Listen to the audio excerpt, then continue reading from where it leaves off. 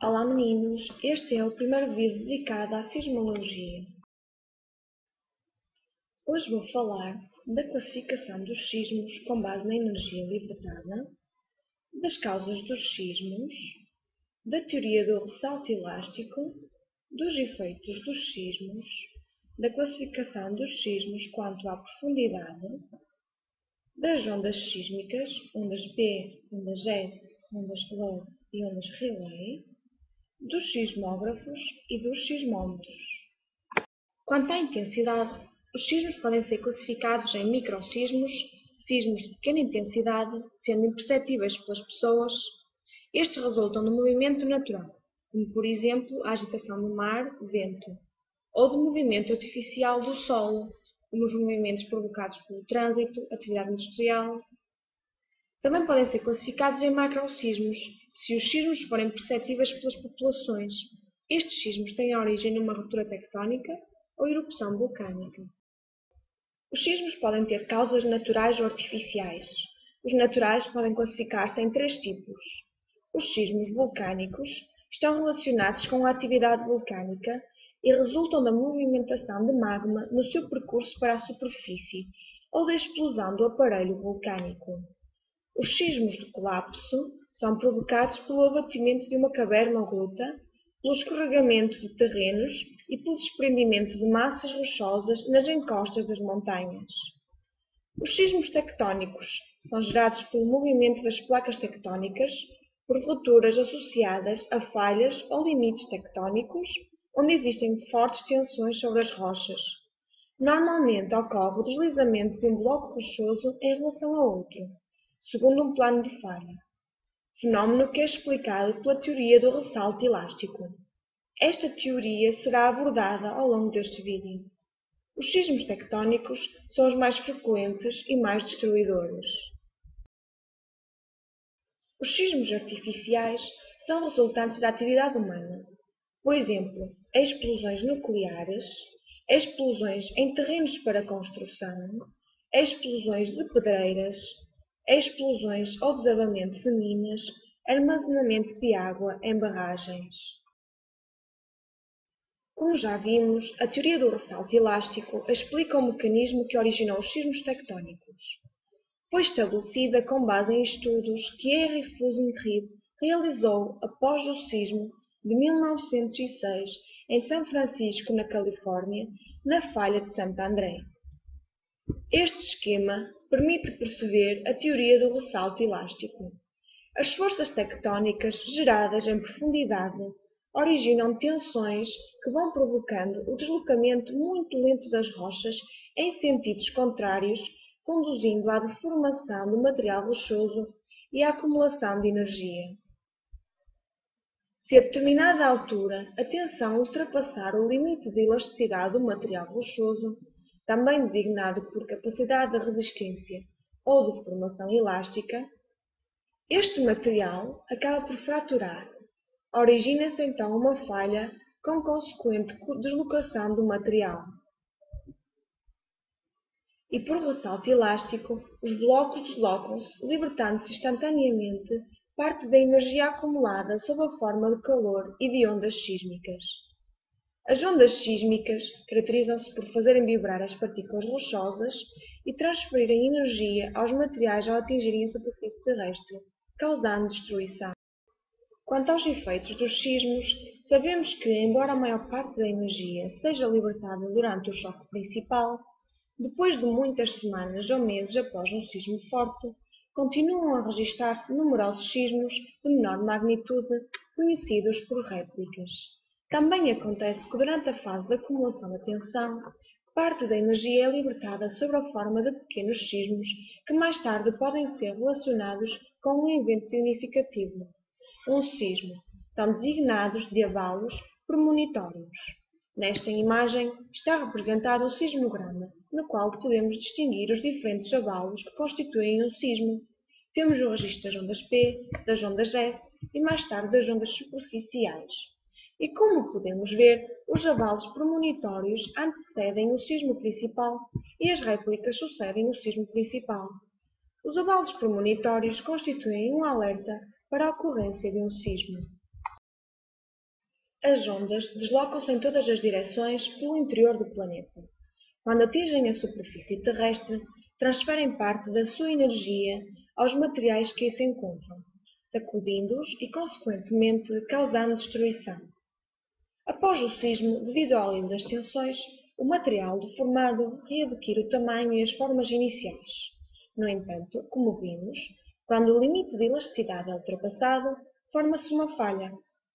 A falha que vemos no esquema foi originada devido à atuação das forças de tensão, podendo originar novos sismos por atuação continuada das tensões tectónicas. A zona localizada no interior da Terra, onde ocorre a libertação da energia, designa-se por foco sísmico ou hipocentro. Para cada sismo, o epicentro é a zona da superfície da Terra onde o sismo é sentido em primeiro lugar e, em geral, com maior intensidade, pois é o local que fica mais próximo do hipocentro, em virtude de se encontrar na vertical que por este passa. A distância entre o foco e o epicentro designa-se por distância focal. A libertação de energia faz com que as partículas rochosas vibrem e transmite-se segundo superfícies concêntricas a partir do foco, denominadas por ondas sísmicas.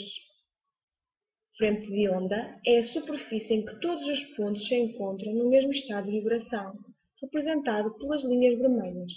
Cada frente de onda separa uma região que experimenta uma perturbação sísmica particular numa região em que ainda não a experimentou. Qualquer trajetória perpendicular à frente de onda tem o nome de raio sísmico.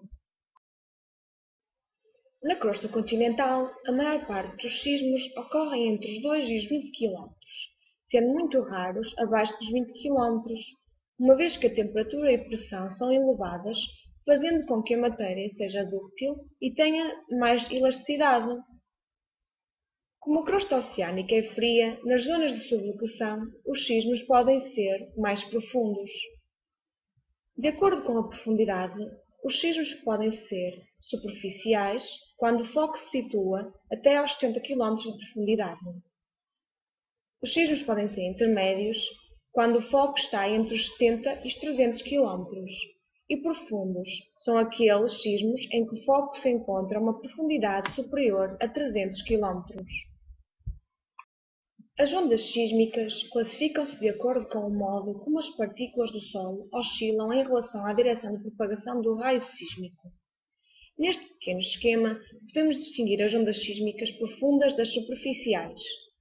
As ondas sísmicas profundas podem também ser designadas de volume ou intermédias. Têm origem no foco, propagam-se no interior da Terra em qualquer direção e, quando atingem a superfície, geram ondas superficiais. As ondas P e as ondas S são ondas profundas. As ondas sísmicas superficiais ou longas resultam da interação das ondas internas P e S com a superfície, propagam-se à superfície ou muito próxima dela. Além disso, possuem velocidades inferiores às apresentadas pelas ondas P e S. No entanto, são ondas de grande amplitude e com elevada capacidade destrutiva. As ondas Love e Rayleigh são ondas superficiais. As ondas P também podem ser designadas por ondas primárias, longitudinais ou de compressão. São internas ou profundas, têm a maior velocidade de propagação, são por isso as primeiras a chegar a qualquer ponto da superfície do globo. São as ondas de menor amplitude, conseguem propagar-se através de meios líquidos, sólidos e gasosos, embora a sua velocidade de propagação diminua progressivamente na passagem de meios sólidos para líquidos e destes para gasosos. São denominadas de ondas longitudinais, pois o material vibra no mesmo sentido de propagação da onda, ou de compressão, pois comprimem e distendem os materiais por onde passam, havendo variações do volume do material. As ondas S, também conhecidas por ondas secundárias ou transversais, deslocam-se com menor velocidade do que as ondas P, pelo que são as segundas a chegar. Têm uma maior amplitude que as ondas P, mas menor do que as superficiais. Apenas se conseguem propagar através de meios sólidos. Provocam deformações e distorções na forma dos materiais que atravessam. São denominadas de ondas transversais, pois o material vibra perpendicularmente à direção de propagação da onda. Nas ondas de Love, ou ondas de torção, o movimento das partículas é perpendicular à direção de propagação da onda e paralelo à superfície. Propagam-se horizontalmente da esquerda para a direita, segundo movimentos de torção. Não se propagam em meios líquidos, tal como as ondas S, e atacam preferencialmente os alicerces dos prédios. Nas ondas de relay, o movimento das partículas ocorre num plano vertical, perpendicularmente à direção de propagação da onda. É elíptico e retrógrado, ou seja, contrário aos ponteiros do relógio, semelhante às ondas do mar. Propagam-se em meios sólidos e líquidos. Os sismógrafos são aparelhos de precisão que registram os movimentos do solo provocados pelas ondas sísmicas. Os registros dos sismógrafos designam-se sismogramas. No passado, os sismogramas eram registados em tambores de papel rotativos. Atualmente, praticamente todos os sismógrafos registram a informação de forma digital, de modo a fazer uma análise automática mais facilmente. Numa estação sismográfica existem geralmente 3 sismógrafos, um que registra os movimentos verticais e outros 2 que registram os movimentos horizontais. Estes estão orientados na direção norte-sul e na direção este-oeste. Um sismograma é constituído por retas paralelas na ausência de quaisquer vibrações, o que quase nunca acontece, pois a Terra é perturbada por microsismos como consequência de fenómenos naturais ou resultantes da atividade humana. O sismómetro é uma parte interna do sismógrafo, podendo ser um pêndulo ou uma massa ligada a uma mola. É muitas vezes usado como sinónimo de sismógrafo.